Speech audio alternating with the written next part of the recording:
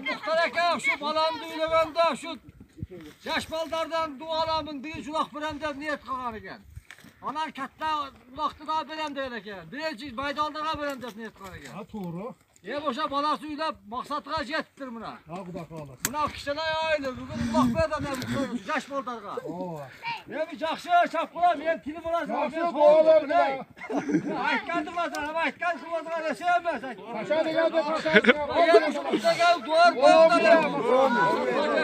Dağışlarda koçlarda oldu. Kapat patlanı görsene. Patlanı da ağız kısmına gel. Bana koy var. Magazinga taşıtı. Ha magazin bana taşıtı. Bu düştüm certülesi. Muhtemelen magazinde Biraz su tuturam kalmadı. Çağır. Varım sorun ketti.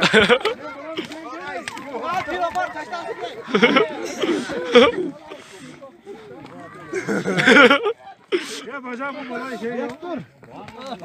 Ya bir konuşuna sekere sıkılan.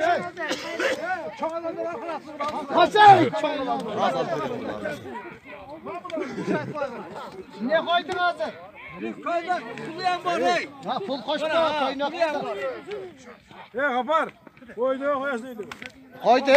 Köp naraka koyma çukur var hey. Çukur var köp naraka koyma. Sağ ol Nurciğim. Yengem mi? Birinci soruna kötörül be Edat. Bir ayda. Hadi mi? Yek koldaptan. Catıklar. Catıklar. Nurdalan catıklar. Yek koldaptan. He aslı oturlayıver. Nurciğim aslı oturlayıver. Çok catıktan. Nurdalan sarım kalaplar. Eşek topla eşek. Kaçın. Eşek getirin be eşek. Kaçın. Ya Nurciğim eşek getirin. Nurciğim eşek getirin. Nurciğim eşek getirin sen. Ya Nurciğim eşek getirin koy. Nurciğim. Eşek getirin sen kallan var mı? Çok kötü. Ne catık Allah ya. Valla. Sana ver kayma. Açık zaten sen bana ya. Bir sefer sağ ol katı. Hem damat tuttum. Ya ne gücetine koyacağını. Ne koy. Ne gücetine bir gücetine koy. Söbek sal söbek. Nereden dersin ya? Kireyim ha.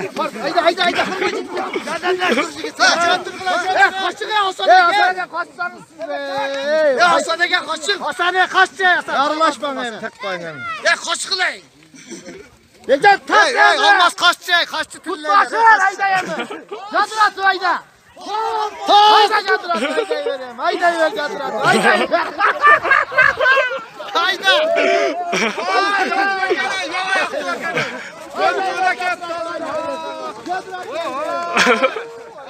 Ana. Bana des kaça.